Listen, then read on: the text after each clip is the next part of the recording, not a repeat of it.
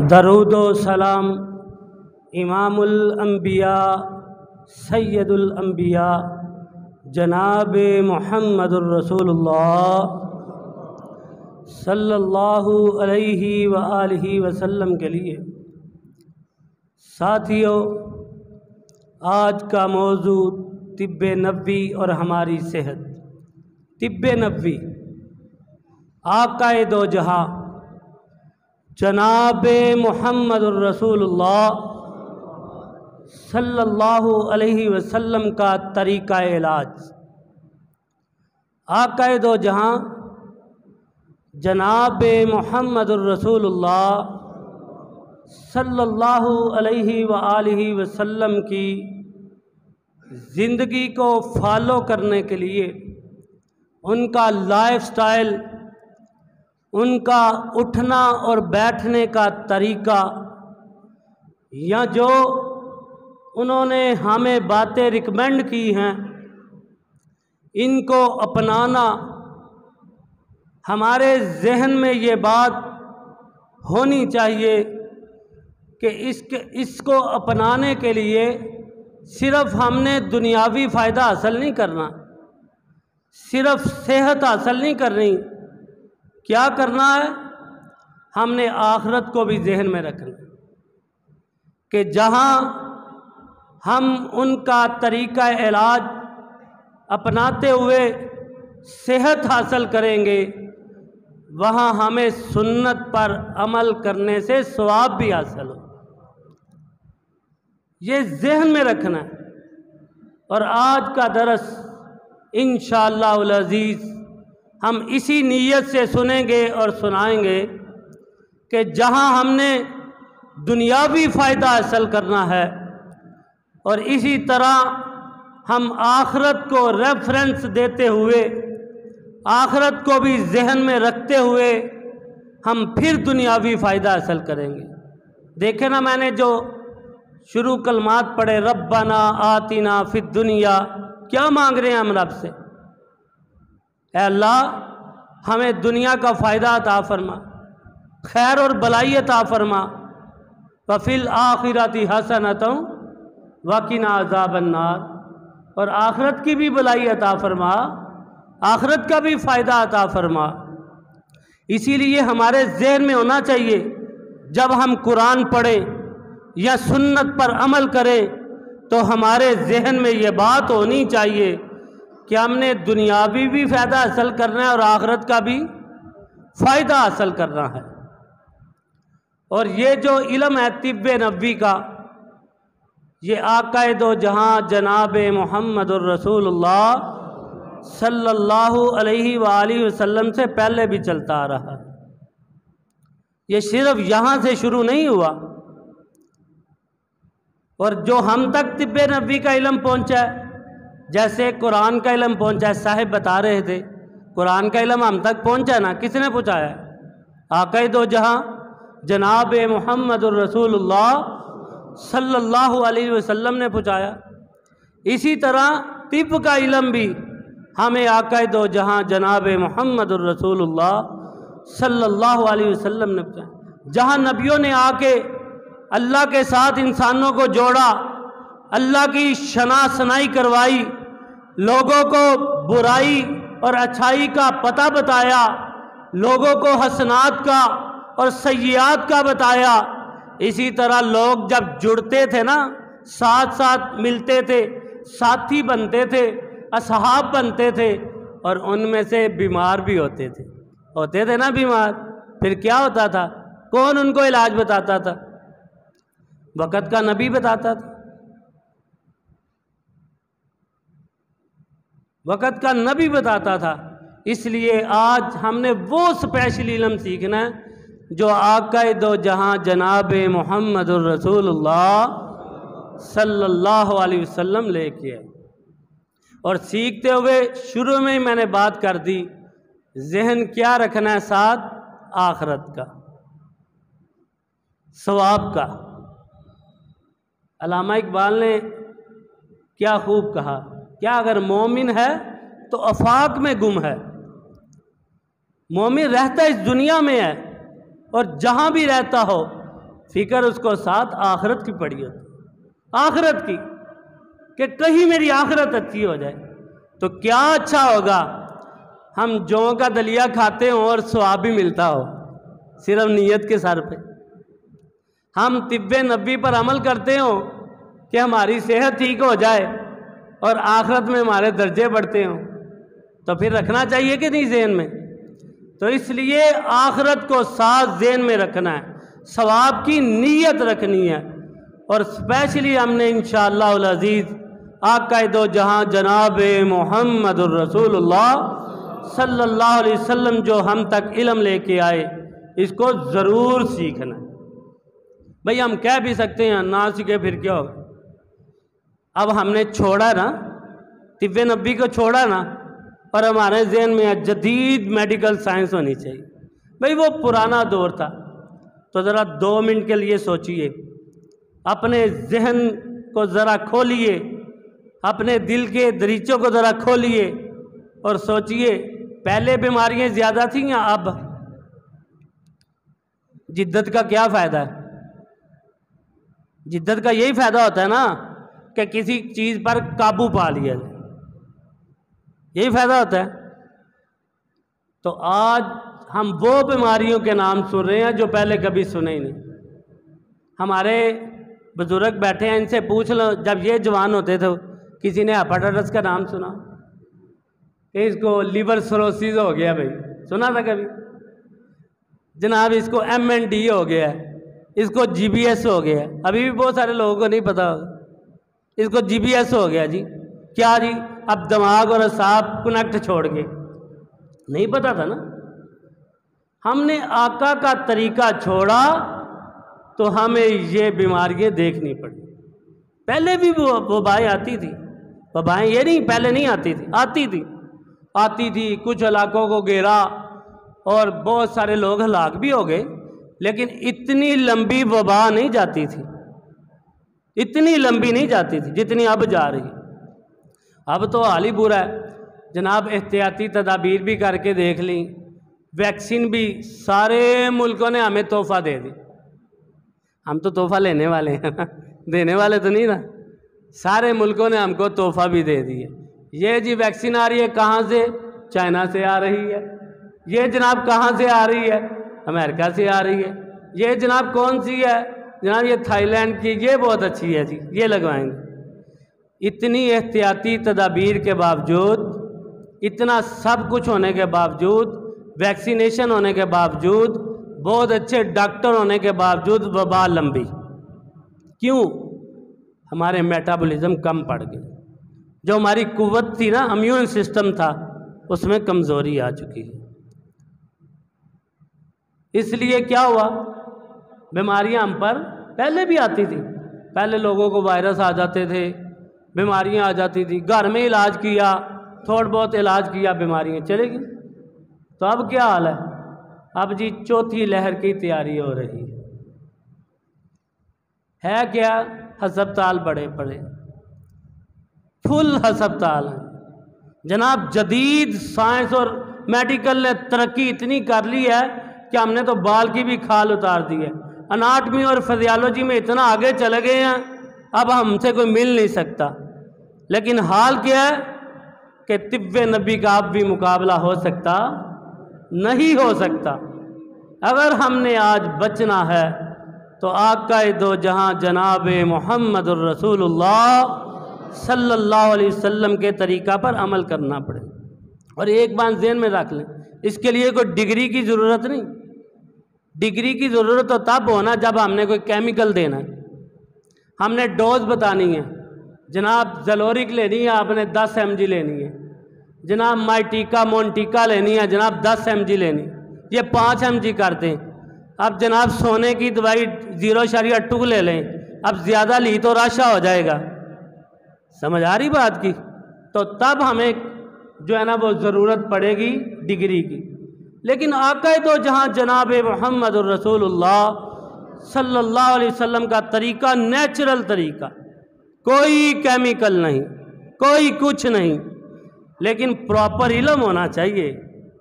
हम सारे हकीम बन जाते हैं, सारे सियासतदान बन जाते हैं, सारे डॉक्टर बन जाते हैं, तो इल्म हमारे पास कम कम होता है। ऐसे ही है ना, प्रॉपर इल्म, पूरा इल्म होना चाहिए।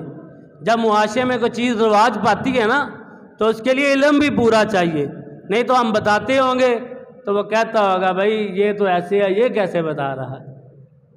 और एक तिब्बे नबवी में जो अब खामी, तिब्बे नबवी में नहीं, उसका इलाज करने में मुश्किल पेश आ रही है, वो ये है कि हमें नेचुरल चीज़ें नहीं मिलती।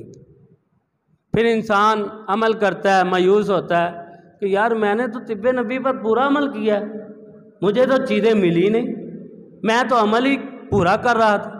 असल में उसको पूरी प्रॉपर नेचुरल चीज़ मिल सकी, उसको खालिस चीज़ नहीं मिली, इसलिए उसने अमल किया लेकिन उसको मायूसी हुई।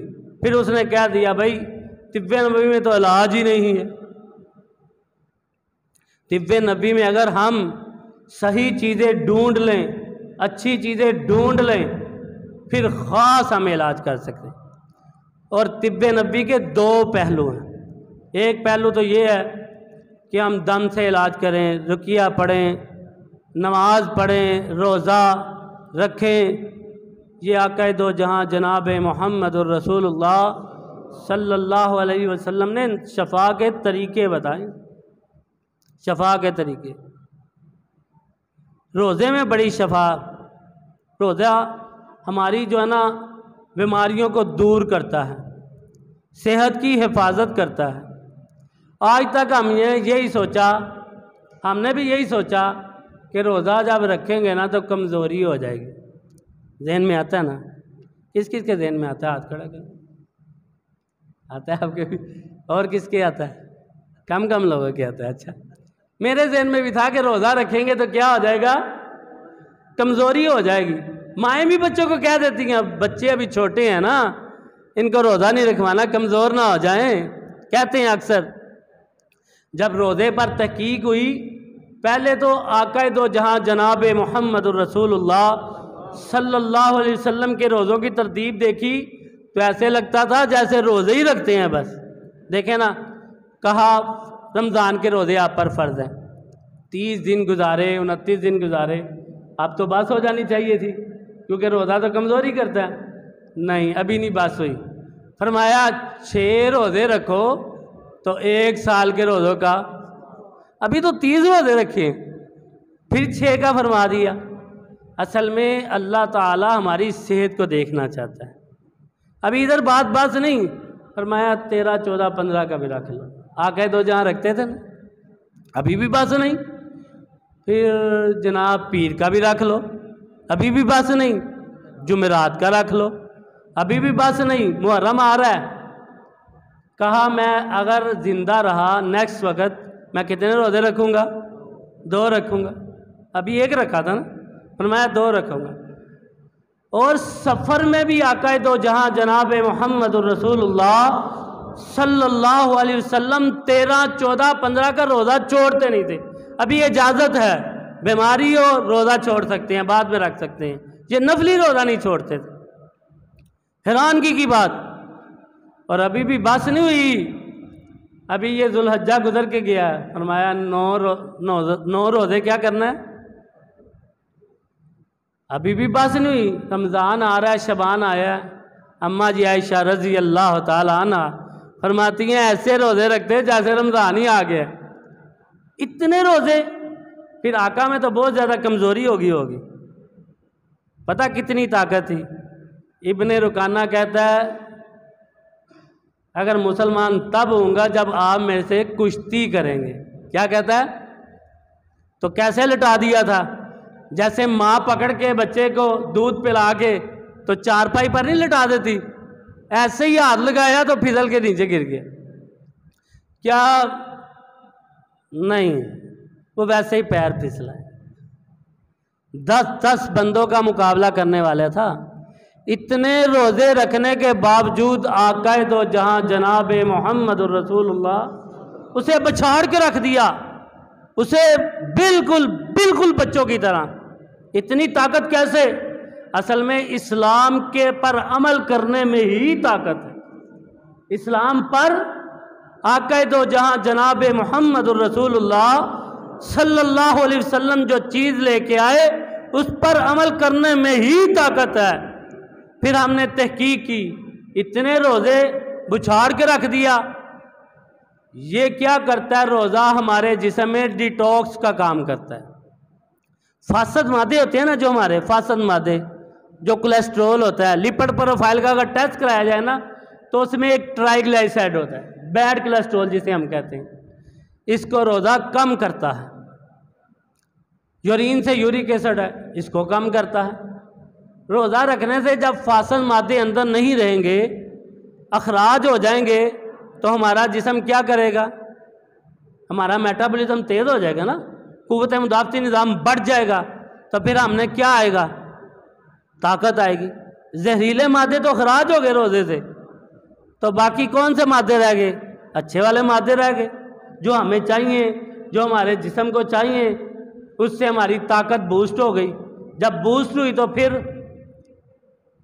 इमाम इब्न क़य्यिम अल-जौज़ी रहमतुल्लाह अलैह फरमाते हैं, जो रोज़ा है ना वो हमारी कल्बी बीमारियों को दूर करता है, जिस्मानी जनरल बीमारी, जनरल सेहत पैदा करता है और रूहानियत में इजाफा करता है। तो ये नहीं रोज़ा रखने से भूख ये वो, कभी सोचा जा सकता है आक़ा दो जहां जनाब मुहम्मदुर रसूलुल्लाह सल्लल्लाहु अलैहि वसल्लम 2 महीने घर में चूल्हा नहीं जलता था, फिर क्या खाते थे? खजूर और पानी से गुजारा हो रहा है, सिर्फ खजूर और पानी से। इसका क्या मतलब है? कम खाने से सेहत है। इसका क्या मतलब है? हम कम खाएंगे तो हमारी सेहत है। लेकिन हमारे ज़हन में क्या आता है? भाई किसी ने सेहत बनानी हो ना, बॉडी बिल्डिंग करनी है, तो क्या कहता है? भाई अब मैंने क्या करना है? फिर थोड़े दिन बाद आता है, हकीम साहब जी अब कमर में दर्द निकल आई है। भाई खाया तो इतना ज़्यादा, कैसे निकल आई? असल में उसने तिब्बे नबी से उल्ट काम किया। हमारा जहन बन चुका है ज़्यादा खाने से सेहत आएगी। हालांकि ज़्यादा खाने से इंसान को सुस्ती पड़ती है, कहली आती है। ज़्यादा खाएंगे ना तो सोच कम काम करेगी, ज़्यादा नहीं करेगी। यानी कि इंसानी जहन डल हो जाता है, बिल्कुल बंद होने के करीब हो जाता है। और जितना ज़्यादा खाएंगे उतना सोना भी पड़ेगा ज़्यादा। जब ज़्यादा सोना पड़ेगा तो फिर समझ लें हम काम करने के काबिल होंगे, वरना हम काम करने के काबिल नहीं हो सकते। ये हो ही नहीं सकता हम ज़्यादा खाएं और कम सो के काम कर लें। आक़ा दो जहां जनाब मुहम्मदुर रसूलुल्लाह सल्लल्लाहु अलैहि वसल्लम कम खाते थे, कम सोते थे, और इसका नतीजा क्या निकला? इससे सेहत कितनी बेहतर हुई। सहाबा भी आक़ा दो जहां जनाब मुहम्मदुर रसूलुल्लाह सल्लल्लाहु अलैहि वसल्लम के कहे पर अमल करते थे। एक बादशाह ने ना आक़ा दो जहां जनाब मुहम्मदुर रसूलुल्लाह सल्लल्लाहु अलैहि वसल्लम को एक हकीम साहब तोहफे में दे दिए। अब हकीम साहब आ गए हैं तो किसका इलाज करना है उन्होंने? हमारे पैगंबर का और सहाबा का, जब वो बीमार होंगे। हकीम साहब की दुकान भी पड़ गई। अब इंतज़ार हो रहा है कि बीमार आए। क्या हो रहा है इंतज़ार? ये तकरीर नहीं है, ये तो समझने समझाने वाली बात है, इसलिए ऐसे में लगे। अब क्या हो रहा है इंतज़ार? कि बीमार आए। तो बीमार तो आ ही नहीं रहे। कितनी देर गुजर गई? 1 महीना नहीं बीमार आया, 2 महीने नहीं आया, 3 महीने नहीं, 6 माह गुजर गए। तो अब हमारे बच्चों को क्या बनाना चाहते हैं हम? डॉक्टर। क्या बताना चाहते हैं? क्यों? पता है कि पैसों वाली मशीन बन जाए। पता है ना? ये सही बात कह रहा हूँ ना? इसलिए ना कि चलें अब लॉकडाउन का फिक्र ख़त्म हो जाएगा, ऐसे कह लें। इस दौर में कारोबार का फिक्र ख़त्म हो जाएगा। उस वक़्त हकीम साहब गरीब पैसा ही नहीं कोई आ रहा। क्यों? कि 6 माह कोई मरीज ही नहीं आया। अब हकीम साहब खुद आ गए, मरीज तो नहीं आया लेकिन हकीम साहब आ गए। आका दो जहां जनाब मोहम्मद रसूलुल्लाह सल्लल्लाहु अलैहि वसल्लम के पास आ गए। आके कहते हैं आका जी कोई मरीज ही नहीं आया, साहबा ही नहीं आते, इलाज ही नहीं करवाते। वो बीमार होते थे लेकिन हल्का सा इलाज करने से वो क्या हो जाते थे? ठीक हो जाते थे। तो मुझे लगता है मुझे जो मैंने इल्म सीखा है ना वो भूल रहा है। तो मुझे इजाज़त दीजिए, मुझे इजाज़त दीजिए मैं अपने इलाके में चला जाऊं और जाके उधर लोगों का इलाज करूं। इधर कोई मरीज नहीं है। वो कहता है मैं तो देखता हूं आपको उठता बैठता सोते, और आपके सहाबा को आप तो बिल्कुल कम खाते हैं, ज़्यादा नहीं खाते। आप तो मेटाबॉलिज्म क़ुव्वत मुदाफ़त निज़ाम को अपने को बूस्ट करके रखते हैं, लिहाजा जो है ना आपको बीमारी आती नहीं। लेकिन मैंने इजाज़त दीजिए। आका दो जहाँ जनाब मोहम्मद रसूलुल्लाह सल्लल्लाहु अलैहि वसल्लम ने इजाज़त दे दी खुशी से। अब जाने लगा तो कहता है एक बात पूछूं? पूछे। लोगों की कैसे सेहत रहेगी? हकीम साहब किससे पूछ रहे हैं? हमारे पैगंबर से। अपनी हिकमत ख़त्म हो गई, अब आका की हिकमत पूछ रहे हैं। बताइए आप लोग कैसे सेहतमंद हैं? 3 चीज़ें बताएं। कितनी? पल्ले बांध के ले जाओ। सबसे पहले हम कम खाते हैं। क्या खाते हैं? ज़रा याद कर लो ना, फिर जाके ज़्यादा ही खाना हमने। कम खाते हैं। क्या करते हैं? कम सोते हैं। आखिरी चीज़ ज़्यादा मुश्किल है, रहने ना तो कम बोलते हैं। क्या है? कम खाते हैं, कम सोते हैं और हम कम बोलते हैं। ये बोलना ज़्यादा भी एक बीमारियों का सबब बनता है। देखिए मैं किसी से लड़ाई करता हूँ, झगड़ा करता हूँ, तो मेरे दिमाग पर बोझ आएगा कि नहीं? आएगा ना। तो जब इधर बोझ आएगा ना तो ये स्पाइनल कार्ड है C3 जिसे हम मोरा कहते हैं, इस पे भी बोझ आएगा। जब बोझ आएगा फिर टांगों में दर्द रहनी शुरू हो जाएगी। हमारे अक्सर लोगों को कहाँ दर्द होती है? भाई ये टांगें बड़ी दर्द कहते हैं ना लोग, इनमें जान नहीं है बस, बाकी तो जिस्म फिर भी ठीक है। टांगें बड़ी दर्द। जितना बोझ ज़्यादा होगा उतनी टांगों में दर्द ज़्यादा होगा।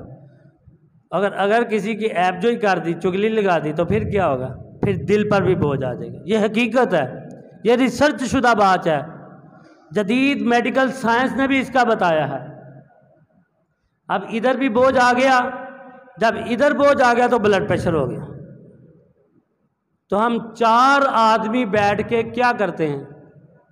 चुगलियों के अलावा कुछ बड़ा अपने आप को फिर हो जाती है। तो ये खामोश जो है ना तकलीफ़ देने वाला ब्लड प्रेशर होता है। कभी फालज पड़ गया, कभी जनाब ये असाब को खैंचा आ गया, कभी जनाब हमारा L4 L5 जो है चौथा और 5वां मोहरा, इसकी डिस्क में दबाव आ गई। ये सारा इस वजह से हो रहा है, सारा इस वजह से। अगर हमें चुगलियाँ कम कर देना तो आधे से ज़्यादा ब्लड प्रेशर कम हो जाए। आधे से ज़्यादा ब्लड प्रेशर ही कम हो जाए अगर हम किसी की ऐप जो ही छोड़ दें। और अगर हम लड़ाई करें या हमें ही कोई कुछ कह दे तो हम माफ़ करने के लिए तैयार, हम पर ही ज़्यादती हुई ऐसे समझ लें। दूसरे लफ्ज़ों में ऐसे समझ लें कि हम पर ही ज़्यादती हुई है, फिर भी हम माफ़ करने के लिए तैयार। तो आका का क्या तरीका था? फौरी मुआफ़। कुरान ने कहा अल्लज़ीना युनफ़िकूना फ़िस्सर्राइ वज़्ज़र्राइ वल गैज़ वल आफ़ीना अनिन नास वल्लाहु युहिब्बुल मुहसिन। लोगों को माफ़ कर देने वाले, गुस्सा पी जाए। मैं बड़ा हैरान कि ज़्यादती भी हमसे हुई तो हम खुद ही मुआफ़ कर दें, लेकिन खुद ही मुआफ़ करने से हमारी सेहत अच्छी रहती है। अगर खुद ही मुआफ़ नहीं करेंगे तो राशा, सुना है कभी राशा? ये कपकपी अक्सर हमारे जिस्मों को कपकपी लग जाती है, ऐसे ऐसे होने से। खुद ही ना मुआफ़ करने से राशा पैदा होता है, राशा। अगर हम फौरी मुआफ़ कर देना तो राशा नहीं होगा। एक तो आखिरत का फ़ायदा तो बहुत है, हम मुआफ़ करेंगे, हमें जन्नत मिलेगी, हमारा नामा माल में अच्छे जो है ना वो काम लिखे जाएंगे। लेकिन चूँकि मेरा मौजू है तिब्ब नबी और हमारी सेहत, तो सेहत के हवाले से बात कर रहा हूँ मैं कि ये बीमारी नहीं पैदा हो, राशा नहीं पैदा होगा। तो देख ले कितना राशा की बीमारी बढ़ती चली जा रही है। यानी कि आका दो जहां ने फरमाया कम खाते हैं, कम सोते हैं और कम, हमें कोई गलती कर भी दे मुस्करा के मुआफ़ कर दे, मुस्करा के। हज़रत अंस रज़ी अल्लाह ताला अन्हु कितनी देर रहे आका के पास? 9 साल रहे थे कि 10 साल, 8 साल? अच्छा, मुकारी साहब भी बोली जा रहे हैं आप। मुझे लगता है बोलने क्या था, आपने अभी अमल शुरू कर दिया है कि कम बोलना है हमने। 10 साल हैं, 10 साल रहे, एक झिड़क दिखा दीजिए। चलें झिड़के रहने दें, सलवट दिखा दीजिए। जितना मर्जी कोई हदीस बोल, कुरान, सलवट दिखा दे मुझे कि आका ने सलवट डाली हो। उधर से हमने तिब लेनी है, उधर से हमने तरीका इलाज लेना है, उधर से हमने सेहत के मामलात लेने हैं। हमने जब उन पर सलवट नहीं तो हम कहते हैं हम ईंट का जवाब, मुझे अगली गाल भूल जाती है, आपने पत्थर से देंगे है ना। अच्छा, ईंट का जवाब किससे देंगे? हम पत्थर से देंगे। फिर जनाब मुकदमा होता है, फिर हम पैसे लगाते हैं, फिर हमारा दिल करता है जज साहिबान फैसला भी हमारी मर्ज़ी का करें। फिर मर्ज़ी का तो नहीं होता, फिर क्या होता है? बोझ आता है ना, उसकी ज़मानत हो जाती है, हमें बोझ आ जाता है। फिर हम अंदर से, ये बीमारी हैं, ये असाबी तनाव है, यही राशा है कि जितना इसको हम तनाव में लेते जाएंगे उतना हम अगर पहले ही मुआफ़ कर दें तो राशे की बीमारी ख़त्म हो। यानी कि रोज़ा रखने से, कम खाने से हमारा जिस्म जनरल सेहतमंद रहता है, यूरिक एसिड की बीमारी नहीं लगती और बैड कोलेस्ट्रॉल पैदा नहीं होता। इमाम इब्न अल क़य्यिम अल जौज़ी रहमतुल्लाह अलैह फरमाते हैं, जो नमाज पढ़ता है पाबंदी से, उसके घर रोज़ी भी पाबंदी से आती है। यानी कि नमाज पाबंदी से पढ़ने से रोज़ी भी पाबंदी से आती है। तो नमाज पढ़ने से पहले क्या करना है? हमने वज़ू करना है। अब ये हम लोग बैठे हैं, गैदरिंग है, सब बैठे हुए हैं ना, हमारा सांस निकल रहा है, जरासीम फ़ज़ा में क्या हो रहे हैं? मिल रहे हैं। तो इस्लाम ने हमें ऐसे ही छोड़ दिया, आका दो जहां ने हमें ऐसे ही छोड़ दिया? नहीं, ये 1400 साल पहले जरासीम की हिफाजत का तरीका बताया, ऐसे नहीं छोड़ा। ये जो मास्क आए हैं ना, जो मेडिकेटेड मास्क लगाते हैं वो तो ठीक है, तो पाकिस्तानी पता है फिर मास्क होने चाहिए बस। इतने मरीज़ एलर्जी के हो गए हैं, कारपेट की इतने मरीज़ हो गए हैं, वो कारपेट का लगा लेते हैं तो सारा सारा दिन लगाए रहता है।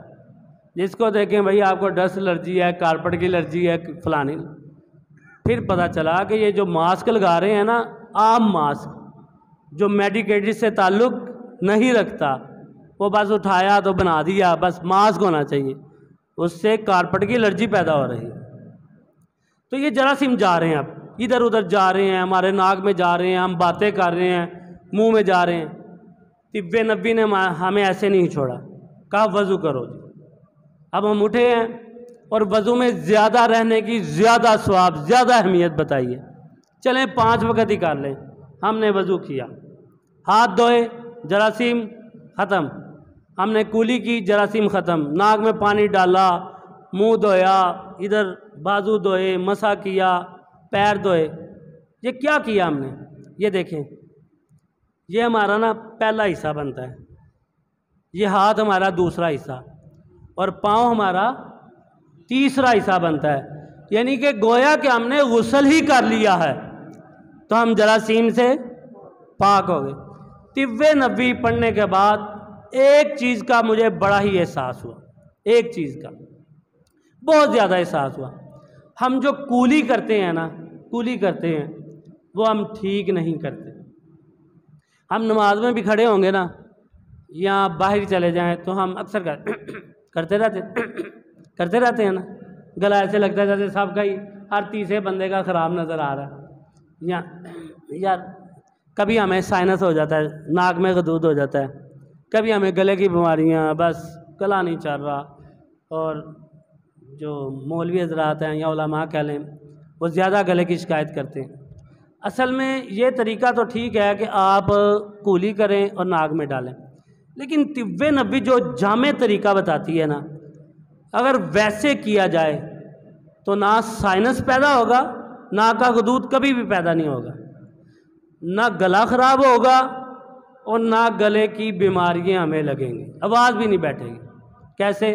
ये देखें, एक जुल्लू लिया, पानी लिया, अब इसको क्या करना है, आधा मुंह में डाल लिया, मुंह में डाल लिया, अब इसको बंद कर लिया। अब इसको बंद करके नाक में पानी जब चढ़ाने के लिए लेके जाएंगे तो पानी कहाँ आ गया, कहाँ आ गया, यानी कि सही गरारा हो गया। अगर इस तरीके से हम ऊपर भी लेके जाएं ना तो गले में भी लेके जाएं तो क्या होगा, ना साइनस होगा ना बीमारियां पैदा होंगी गले की, गला भी नहीं बैठेगा, ख़राब भी नहीं होगा, दर्द भी नहीं होगा। लेकिन ये करना बहुत मुश्किल है। अभी तरीका सीखना है, थोड़ा थोड़ा करके देखना है। बाद लोगों को गोता लग जाता है, वो नया नया करना शुरू होता है ना तरीका, तो हम ऐसे ऐसे बस हमने वो, क्योंकि जमात खड़ी होती है तो हमने ज़रा वज़ू जल्दी करना होता है, तो फिर मसला है ना, ये करने से थोड़ा वक्त लगता है।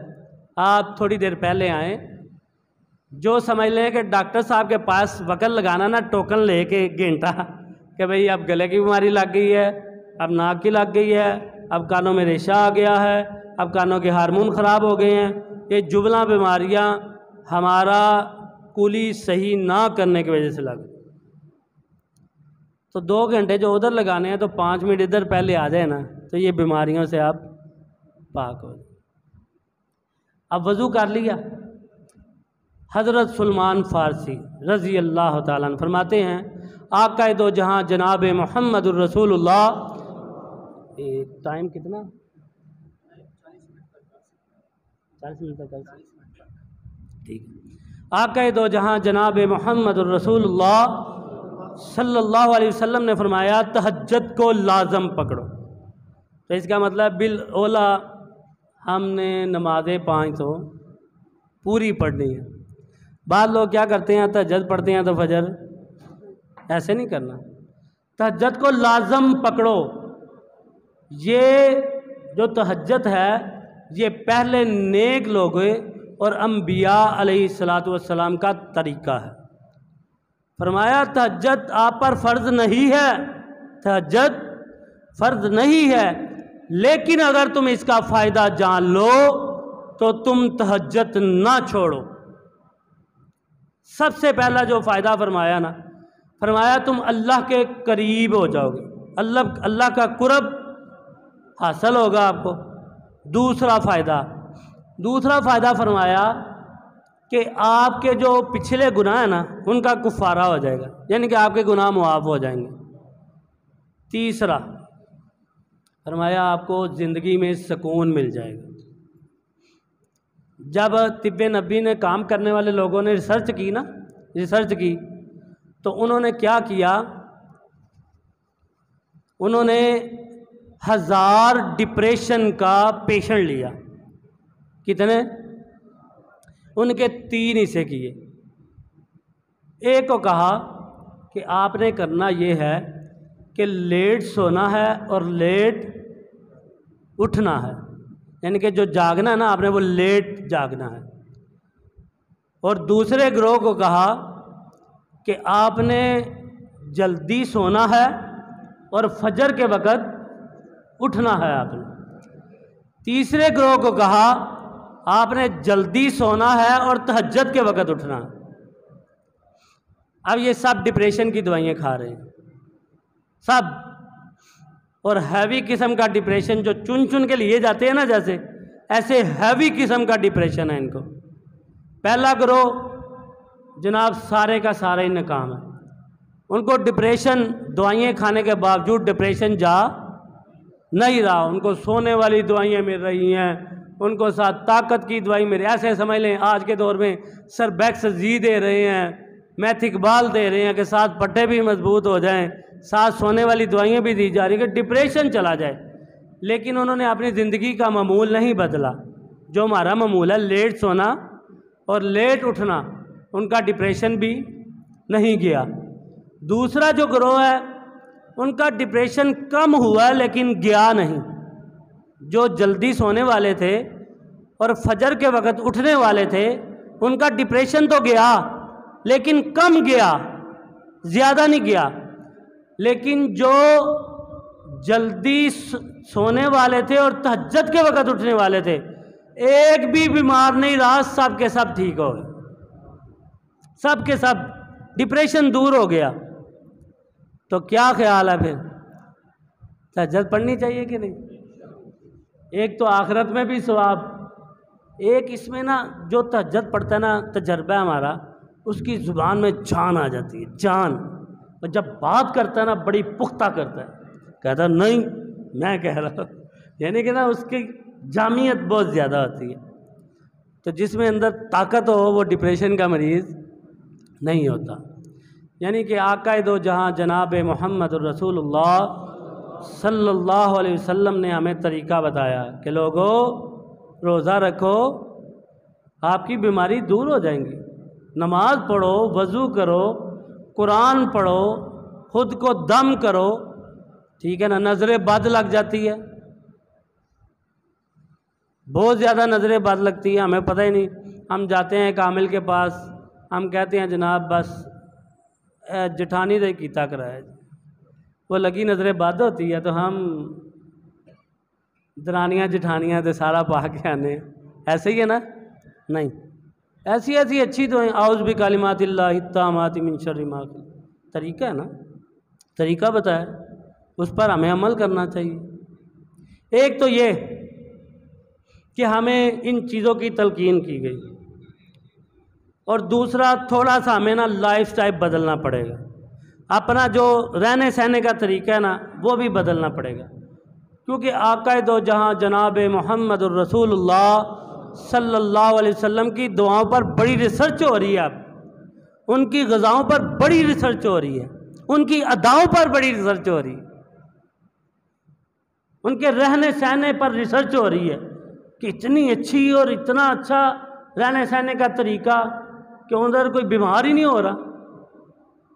जो हम ग़िज़ाएँ खाते हैं ना वो पेशेंट तैयार करती हैं, जो हमारा आज का रहने का तरीका। आप कहेंगे कैसे पेशेंट तैयार की, डिटेल में नहीं जाऊंगा लेकिन कुछ कुछ बता देता हूँ।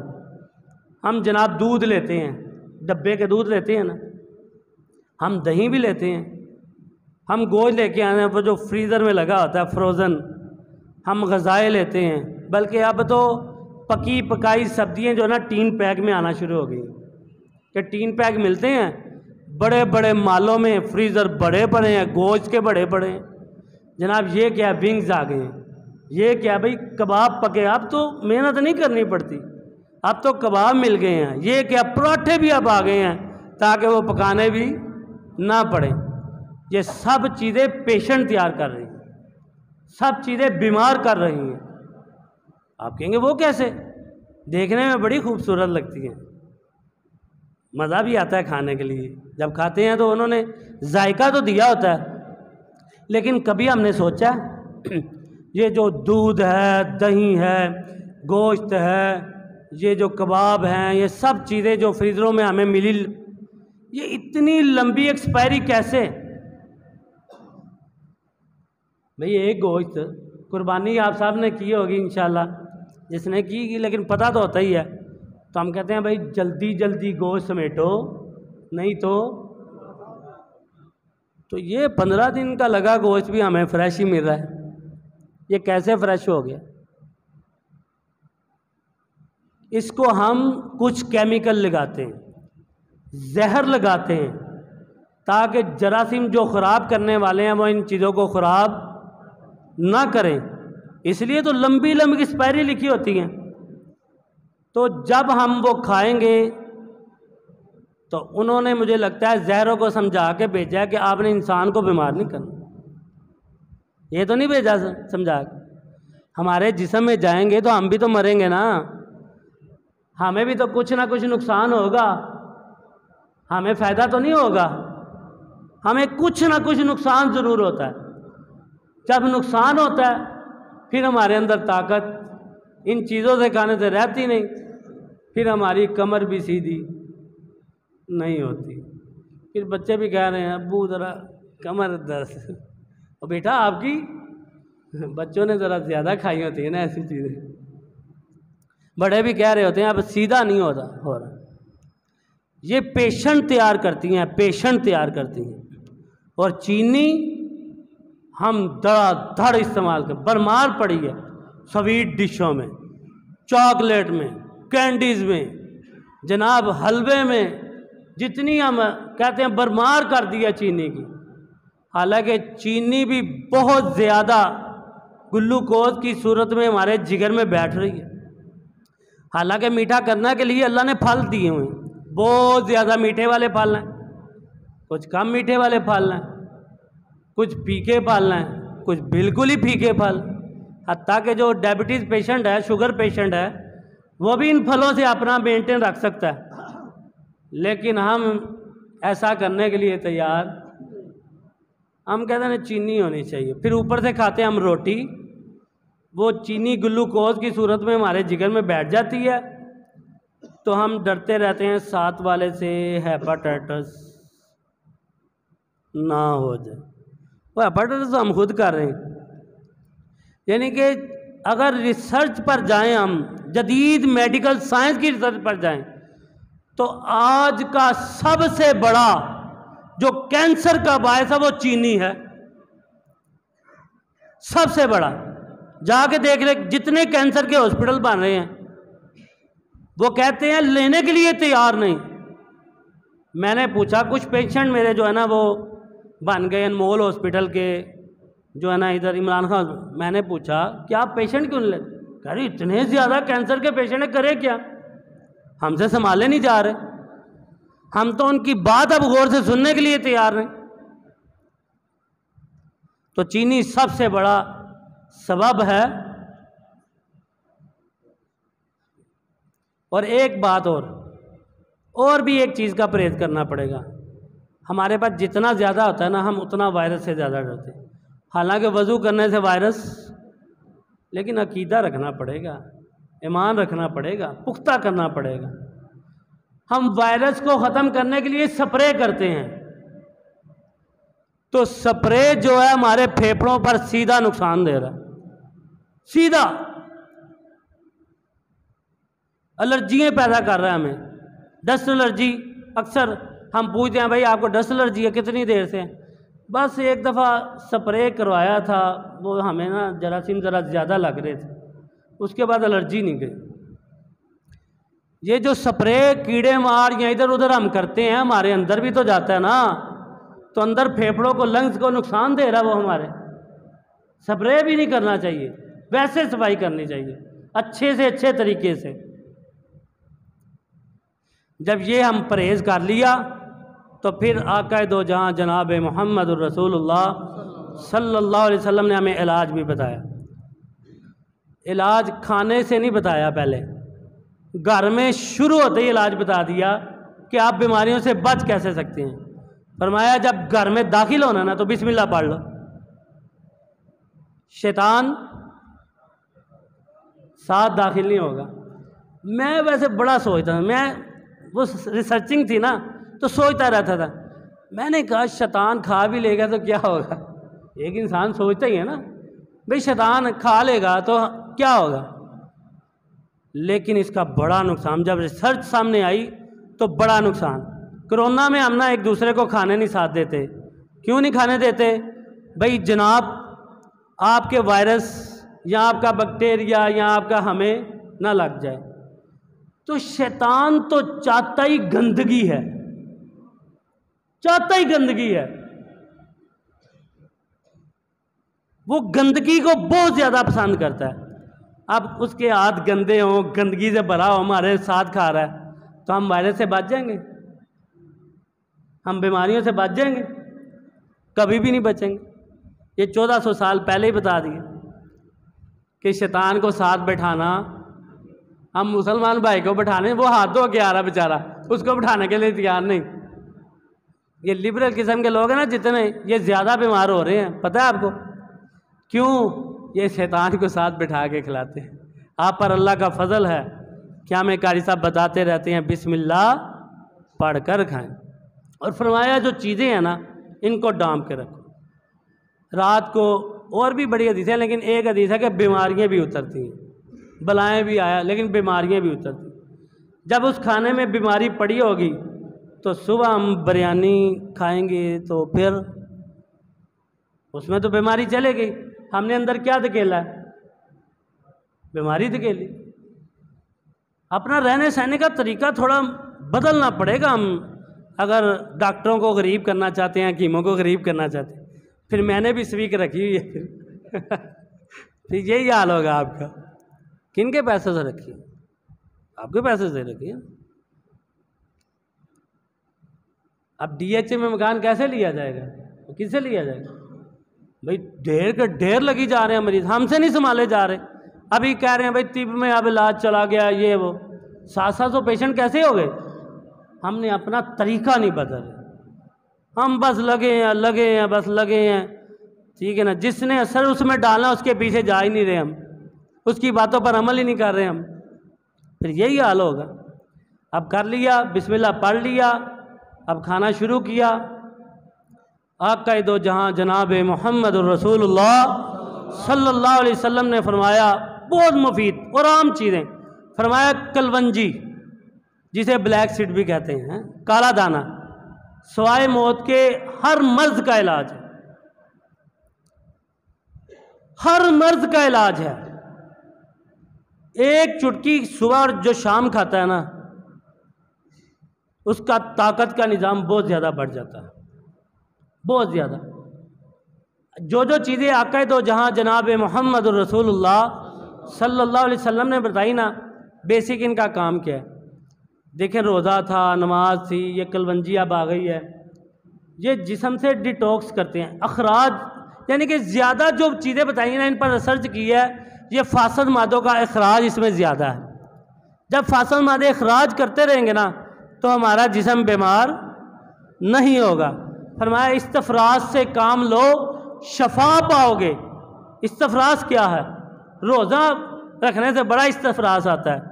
ऐसे जिगर भी सुकून से बैठ जाता है, हमारा स्टमक भी, मैदा भी सुकून से बैठ जाता है, सुकून करता है। जब रोज़ा रखा हो, हम खा तो सकते नहीं, ये दोनों चीज़ें बहुत सुकून रहती हैं। इसको इस्तफराज कहते हैं। या ऐसे मिसाल दें कि हम जो बची खुची चीज़ें हम एक स्टोर में रखते हैं, यार ये भी स्टोर में रख दो, ये भी स्टोर में रख दो। तो स्टोर में रखने वाले दो तरह के लोग होते हैं। एक सारी चीज़ें फेंकते जाते हैं, एक स्टोर में भी बड़े अच्छे तरीके से रखते हैं।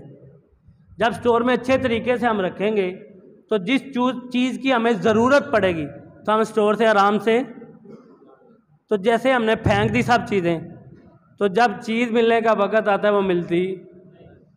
तो ऐसे जिगर हमारा स्टोर है, ये चीज़ों को अंदर स्टोर करता है। हम कहते हैं फेंक दो इसके अंदर सब चीज़ें। तो जो आराम आराम से खाते हैं लोग, कम कम खाते हैं, अच्छे तरीके से इसमें रखते हैं, तो वक्त ज़रूरत जिस्म को जो ज़रूरत पड़ती है कि अब ये चीज़ की ज़रूरत है, अब इस विटामिन की ज़रूरत है, अब ए की ज़रूरत है, अब डी की ज़रूरत है, वो मिलता रहता है। तो जब अंधाधुन हम फेंकेंगे, फिर जिगर ने जिस्म को देना, तो फिर नतीजातन घुटने बड़े दर्द कर। इनकी काटिली झिल्ली उड़ गई है भाई। इनके अंदर जो झिल्ली थी ना, वो यार छोटी उम्र में उड़ गई। वो छोटी उम्र में हमने खिलाया उसको इतना, समझते ये रहे हैं कि हम खिला रहे हैं, बड़ी सेहत बन रही है। बड़ी सेहत नहीं बन रही, नुकसान हो रहा। तो इसलिए फरमाया इस्तफराज से काम लो, शफा पा जाओ।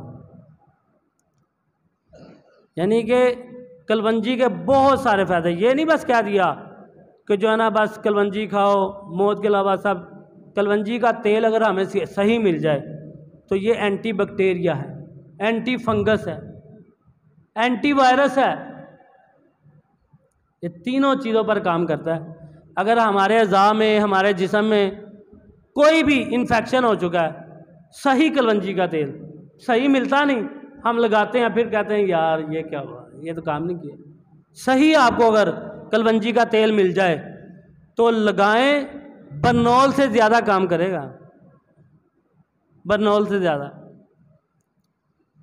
अगर हमारे मसूड़ों में ये जो पीप पड़ जाती है, पड़ती है अक्सर पड़ जाती है, इस पे लगाएं, कमाल। शुगर का फोड़ा, गैंग्रीन जिसे हम कहते हैं, मुस्तकिल लगाने से और बुने हुए चने खाने से गैंग्रीन ख़त्म हो जाती है। मुस्तकिल लगाना है और साथ ये ध्यान में रखना है, एक चुटकी सुबह और एक चुटकी शाम कलवंजी ज़रूर खानी है। ये घर में ला के रख लें ताकि हमारा ताकत तो बढ़ती रहे। ताकत जितनी बढ़ती रहेगी उतनी बीमारियां हमें नहीं लगेंगी। और जमजम का बड़ा बताया, फरमाया जमजम पियो, ये भी डिटॉक्स का काम करता है।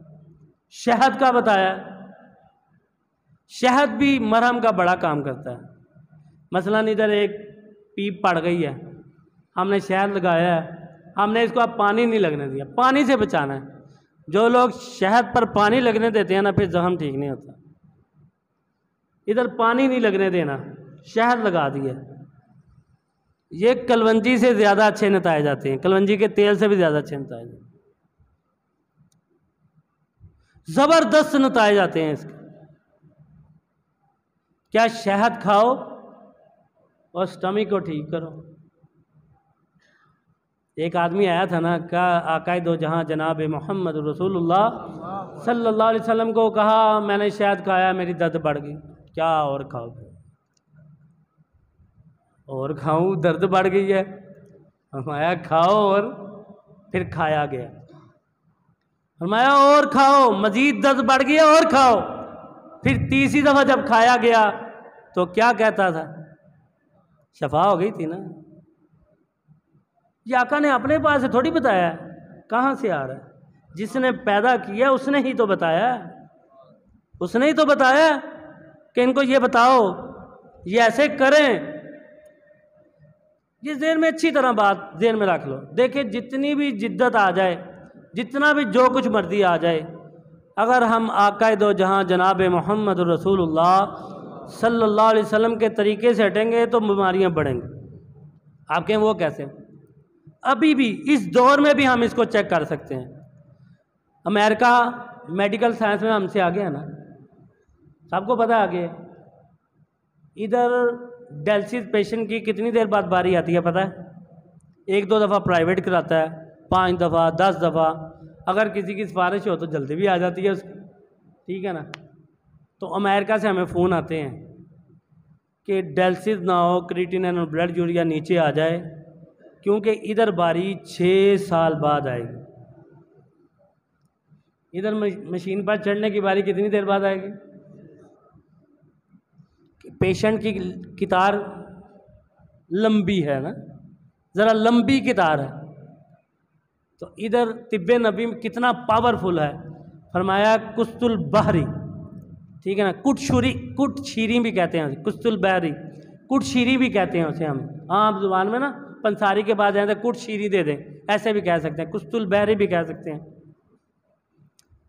जितनी भी गुर्दों के मुतालिक बीमारी हैं, मसलन हमारे गुर्दों में आजकल जो बीमारियां चल रही हैं, अक्सर सिस्ट चल रही है, गुर्दों पर सिस्ट हो जाती है अक्सर, पेशाब कम या पेशाब का ज़्यादा, ये भी अक्सर बीमारी। पस प्रोटीन का आना, ठीक है, और नाली का सुकड़ जाना, गुर्दों से लेके मसाने तक नाली अक्सर सुकड़ जाती है, इंसान परेशान होता है। अब क्या मैं करूं, अब तो मुझे वो जो है ना शंट पड़वाना ही पड़ेगा, वो ऑपरेशन करवा के।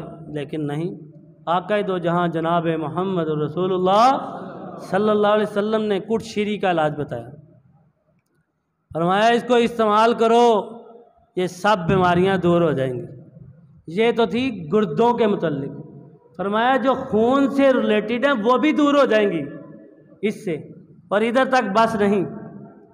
फरमाया काली खांसी है ना जनाब, अज़दमा, वो जो दमा भी हम कहते हैं, ठीक है ना, वो हो गया। मेडिकल कहती है अब दम से दमा है जी, अब दम निकलेगा तो दमा जाएगा। ऐसी बात नहीं है। तिब्बे नबी ने हमें इसका इलाज बताया है, इलाज बताया है कि आप ये करो तो कमाल का इलाज है।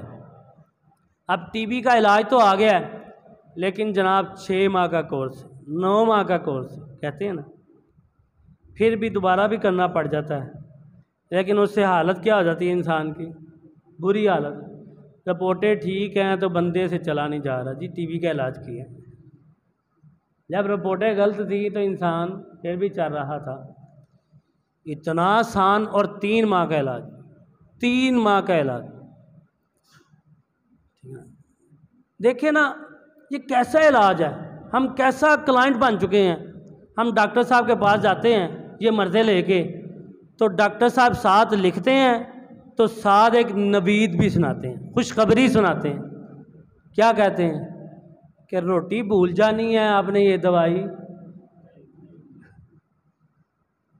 भाई इलाज तो 3 माह का होना चाहिए था, 6 माह का, मैक्सिमम साल का होना चाहिए। हम तो उनका कारोबार ही चमका दिया, पक्के क्लाइंट बन गए। जनाब ये मोन्टीका नहीं छोड़ सकते आप, ये पेशाब की दवाई नहीं छोड़ सकते, हम पक्के उनके गाहक बन रहे हैं। तो क्लाइंट नहीं बनना, तिब्बे नबी पर अमल करना है इंशाअल्लाह। और जब अमल करेंगे तो एतकाद से अमल करना है।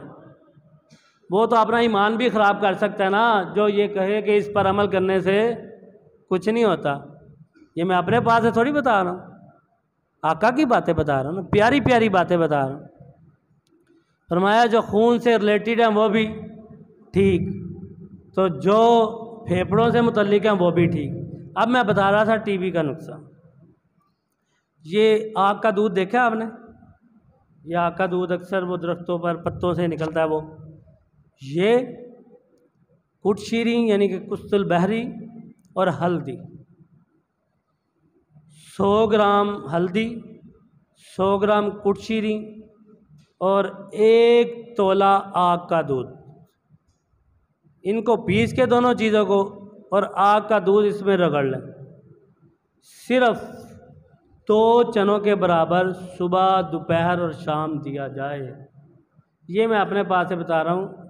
कुस्तुल बहरी जो है ना, इसका नुस्खा तो आका ने बताया, लेकिन ये जो हमारी तिब है ना, नेचुरल तिब, वो बता रही है कि अगर ये तीनों चीज़ें मिलाकर हम फेफड़ों का इलाज करें तो घर में ही करें तो 3 माह बाद टीबी बिल्कुल चला जाएगा और रिपोर्ट नेगेटिव आ जाएगी, पॉजिटिव नहीं आएगी।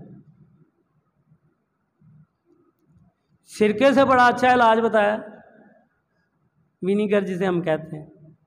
अब किसी ने ज़्यादा खा लिया, खाई जा रहा है, खाई, अब पेट कहाँ हो गया, अब उसे बात भी नहीं हो रही और हज़म भी नहीं कुछ हो रहा। आधा कप गर्म पानी करें, उसमें क्या करें, आधा चम्मच सिरका डालें, अंगूरी सिरका डालें तो पी लें। ये आज़मा उसका दुरुस्त हो जाएगा, फिर खा लें।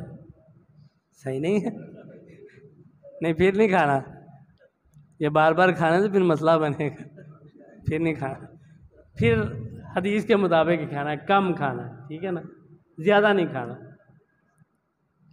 ये अक्सर औरतें उम्मीद से होती हैं तो वोमिटिंग नहीं रुकती, नोज़िया जिसे हम कहते हैं, वो नहीं रुक पाती।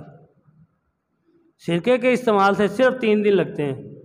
मैंने देखा है कि 8-8 माह, 9-9 माह, आखिर तक उल्टी नहीं रुक रही, कुछ खाया नहीं जा रहा, पेट बड़ा पड़ा है, बस अब उधर से भी दवाई लेके आए हैं, उधर से भी दवाई लेके आए हैं, कुछ फ़ायदा। सिरका पानी में मिला के अगर सुबह दोपहर शाम दें ना उनको आधा चम्मच, तो 3 से 4 दिन लगते हैं। देना वैसे ये 7-8 दिन है, लेकिन 3 से 4 दिन बाद ये बिल्कुल जिस्म में सुकून मिल जाएगा। ये देखिए आम चीज़ें हैं, क्या कलवंजी है, शहद है, जमजम है, कुस्तुल बहरी है, ठीक है, और कलवंजी है, ये सब चीज़ें आम हैं, लेकिन ये डिटॉक्स का काम कर रही हैं, हमारे जिस्म से फासद मादे निकाल रही हैं, हमारी कुव्वत मुदाफ़ती निज़ाम ताकत का निज़ाम बढ़ा रही हैं। जब ये बढ़ता रहेगा तो हम इंशाअल्लाह शफा पाते रहेंगे। आखिरी बात ये ज़हन में रखना है, जो आक़ाए दो जहाँ जनाब मुहम्मदुर रसूलुल्लाह सल्लल्लाहु अलैहि वसल्लम का तरीका इलाज है। हमें फल का पता चले, सब्जियों का पता चले, दवाइयों का पता चले, हम जिस तरह मर्जी इस्तेमाल करें, कोई मसला नहीं, क्योंकि इसमें केमिकल तो है नहीं, कोई मसला नहीं। लेकिन अगर हम आक़ाए दो जहाँ जनाब मुहम्मदुर रसूलुल्लाह सल्लल्लाहु अलैहि वसल्लम के तरीका पर अमल करेंगे तो खैर ही खैर होगी, खैर ही खैर होगी। देखे ना, तलबीने का बहुत अच्छा आया है। फरमाया तलबीना इसको खाओ, क्या होगा? गम दूर हो जाएंगे, परेशानियाँ ख़त्म हो जाएंगी। एक ही रिसर्च के मुताबिक कॉन्स्टिपेशन, जिसे हम तज़ाबियत कहते हैं, वो भी ख़त्म हो जाएगी। बाद लोग इसको बनाने में थोड़ी गलती करते हैं। वो क्या करते हैं? सही तरीका तो ये है कि आप अंदाज़न जो है ना, अंदाज़न 7 खजूरें लें और 1.5 लीटर पानी लें, इसको बॉयल करें। बॉयल करने के बाद जौ इसमें डाल दें। क्या डाल दें? उसको पकाएं। ये सिर्फ तलबीना है। बाद लोग शहद भी डाल लेते हैं, लेकिन ये वो तलबीना का हिस्सा नहीं है। हाँ, डाल सकते हैं, कोई गुनाह वाली बात तो नहीं है, लेकिन शहद मिला सकते हैं, लेकिन ये तलबीने का हिस्सा नहीं बनेगा। तलबीना सिर्फ खजूर के पानी में जौ को उबालने से तलबीना बनता है बस। बाद लोग उसमें किशमिश शामिल कर लगते हैं, अखरोट शामिल ये कर सकते हैं, कोई अर्ज नहीं। लेकिन जो तलबीने की डेफिनेशन है तारीफ, वो ये है कि जौ को पानी में बॉयल, वो खजूर को पानी में बॉयल करें। बॉयल करने के बाद जौ को, उसको दलिया जौ उबाल लें, जौ वैसे उबाल लें, साबुत जौ उबाल लें, इसको खाएं, कॉन्स्टिपेशन ख़त्म हो जाएगी। मैदे पर बड़ा काम करता है और हैरान कुन IBS पर बड़ा काम करता है। IBS सुना किसी ने? Irritable bowel syndrome. जो एंजाइटी होती है ना, इंसान परेशान रहता है, उसकी वजह से ना, उसकी जो लार्ज इंटेस्टाइन है ना, बड़ी आंत, उसका सिकुड़ना और फैलना गैर तरतीब हो जाता है।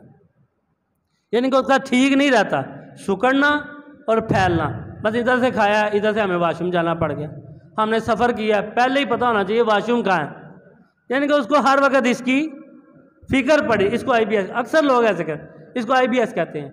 ये तलबीना इसमें बड़ा काम करता है, बहुत ज़्यादा काम करता है इसमें। यानी कि आंतों को, जिसे हम म्यूकस झिल्ली कहते हैं, सफ़ेद रंग की झिल्ली होती है हमारे अंदर, उस पर बड़ा काम करता है। फरमाया तलबीना खाओ। जो मोटापा है, जिस्म को मेंटेन रखना चाहते हैं, तलबीना उसमें बहुत काम करता है। और हमने खाया ना, तो हमें ज़्यादा खाने की ज़रूरत नहीं। ये तलबीना अंदर से इंसान को ताकत बूस्ट करता रहता है, बढ़ाता रहता है, इंसान की ताकत को बढ़ाता रहता है। यानी कि ताकत, इम्यून सिस्टम जिसे हम कहते हैं, वो बढ़ता रहता है। तो खाना चाहिए ना तलबीना। लेकिन आपने खा लिया तो हमारी दुकान का तो मत। लेकिन अल्लाह आप सबको शफा अता फरमाए। अल्लाह हमें अपने आका की प्यारी प्यारी बातों पर अमल करने की तौफीक अता फरमाए। सुबहान रब्बिक रब्बिल इज़्ज़ति। लेकिन 1-2 पेशेंट मुझे मिले हैं, उन्होंने कहा है ठीक है। हाँ, वो कह रहे हैं हमने पहले भी रिपोर्टें करवाई थी और बाद में भी करवाई थी, तो ये ठीक है। लेकिन बाद उलमा से मैंने पूछा है, वो कह रहे हैं ये कबूतर पर जुल्म है। कबूतर मर जाता है ना इसमें, ठीक है ना बात। लेकिन मैंने अभी ऐसा कोई नहीं किया, मेरा तजर्बा नहीं है इसमें, लेकिन सुना है कि ठीक है। ये यरकान असल में ना हेपाटाइटिस सोजिश को कहते हैं। हेपाटाइटिस का लफ्ज़ी मानी क्या है? सोजिश। ये सोजिश को उतारने के लिए बेहतरीन जो चीज़ है ना, वो हल्दी और कासनी है। हल्दी और कासनी, इसका जब बराबर मिकदार में पाउडर बनाए ना, तो आधा चम्मच सुबह शाम, और बाहर के लोग तो इसको पपाया कहते हैं, हमारी ज़बान में इसको पपीता कहते हैं। सुबह नहार मुँह 1 प्लेट बाढ़ के खा लें। 100% नेगेटिव तो नहीं हम कह सकते, लेकिन बेहतरीन नतीजे आएंगे, बेहतरीन नतीजे आएंगे, बेहतरीन नतीजे। क्योंकि नेगेटिव के लिए हम जब इलाज कर रहे होते हैं ना, तो हमें इसकी कई शक्लें बदलनी पड़ती हैं, कई शक्लें, फिर जाके ये नेगेटिव डिटेक्टिव भी हो जाता है, नेगेटिव भी हो जाता है। लेकिन हम कहना एक ही अमल करने से ये नेगेटिव हो जाएगा तो ये बात गलत हो जाएगी। लेकिन बेहतरीन मसलन ALT है, AH लीवर फंक्शन जो होता है LFT का, काफ़ी सारा इसमें इलाज अच्छा हो जाता है। अगर इसमें मकोर डाल ली जाए तो ब्लू रुबन हम कहते हैं, पीला जरकान भी हम कहते हैं, उसमें भी काफ़ी अफाका होता है। आप दुआ करेंगे, आप दुआ नहीं करवाएं, आ जाएं आप। नमाज का टाइम होता है जा रहा है, बाद में ना बता, वो मेरे से बाद में बात कर, ये वीडियो भी आ गई है। हल्दी मिलानी है और कुस्तुल बहरी कुट शीरी जिसे हम कहते हैं वो मिलाना है, 100 ग्राम वो, और 1 तोला जो है ना आग का दूध मिलाना है। ये TB के लिए, लंग्स के लिए, हमारे लंग्स के लिए। अल्हम्दुलिल्लाह रब्बिल आलमीन करवाया। अल्लाह उनकी सेहत ईमान वाली ज़िंदगी अता फरमा। अल्लाह हमारी परेशानियों को दूर फरमा। अल्लाह जो गमज़दा हैं उनके गम को दूर फरमा। अल्लाह रब्बुल आलमीन या अर्रहमान हमारे गुनाहों को मुआफ़ फरमा। अल्लाह हमारे गुनाहों को नेकियों में तब्दील फरमा। अल्लाह जो बे औलाद हैं उनको औलाद अता फरमा। अल्लाह जो औलाद से तंग है उन्हें उनकी औलाद को नेक बना। सुभान रब्बिक रब्बिल इज़्ज़ति अम्मा यसिफून व सलामुन अलल मुरसलीन वल्हम्दुलिल्लाहि रब्बिल आलमीन।